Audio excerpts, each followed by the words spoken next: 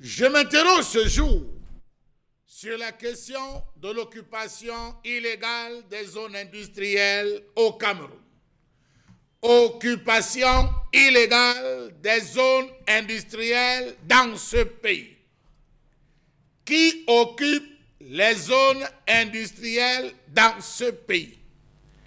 Quelle est la matérialisation faite pour signifier aux populations que ces zones sont des zones industrielles? Qui a la charge de protéger, d'assurer la sécurisation de ces zones industrielles? Comment comprendre donc aujourd'hui que les zones dites industrielles se retrouvent à être occupées littéralement par des individus sans foi ni loi? La recrudescence des litiges fonciers en zone urbaine ou rurale semble montrer que la gestion qui est l'œuvre de l'État en vertu de l'article 1 de l'ordonnance 74/1 est lacunaire. Comment comprendre l'implication de l'administration dans l'occupation illégale des zones industrielles dans ce pays? Il n'existe à proprement parler plus de place dans les zones industrielles de Bassa et Bonabéry.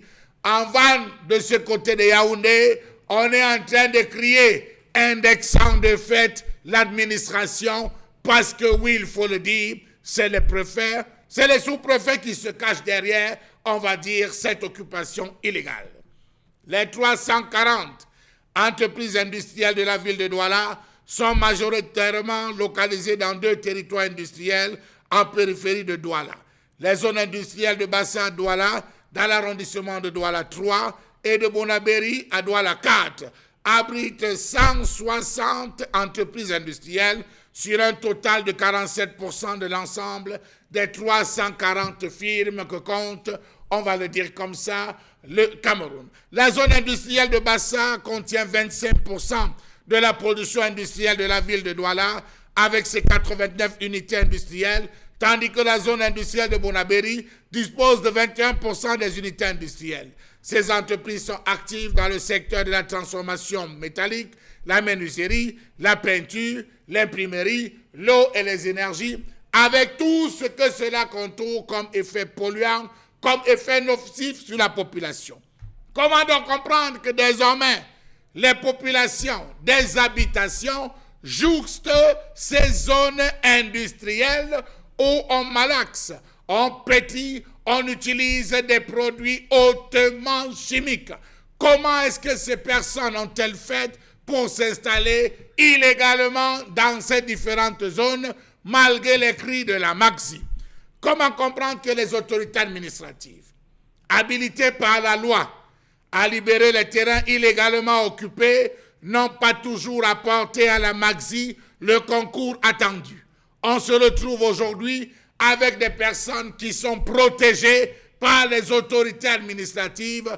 Au nom de quoi? Au nom de qui? Point d'interrogation.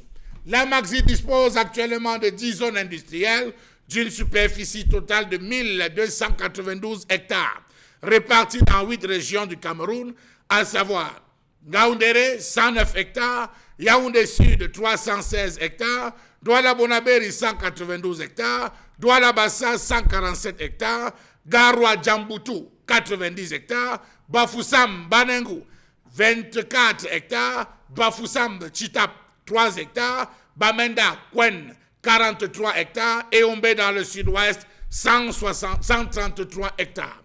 Comment comprendre que dans certaines zones, c'est plus de la moitié occupée par des populations?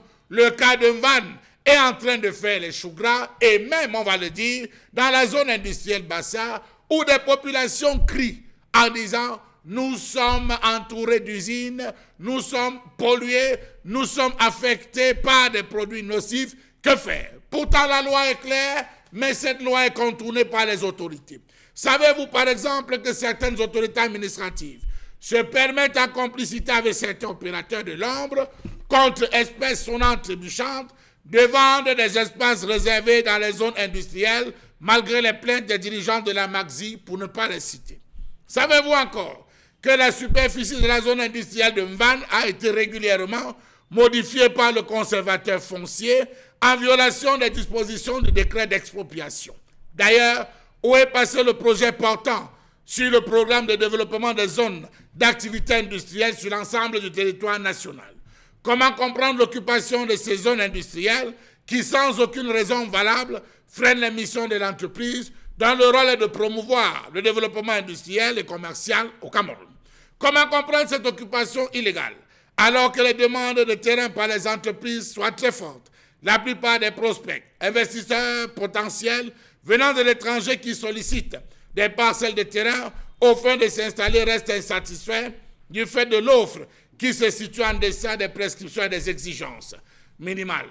La situation se complique davantage avec les occupations illégales des terrains de la Magzi. Les zones industrielles se retrouvent vendues. Finalement, qui a la charge de sécuriser? Qui a la charge de protéger? Qui a la charge d'interdire les installations? La question se la pose, mais au fait, dites-nous, est-ce que les préfets et sous-préfets sont à la fin des vendeurs de terrain?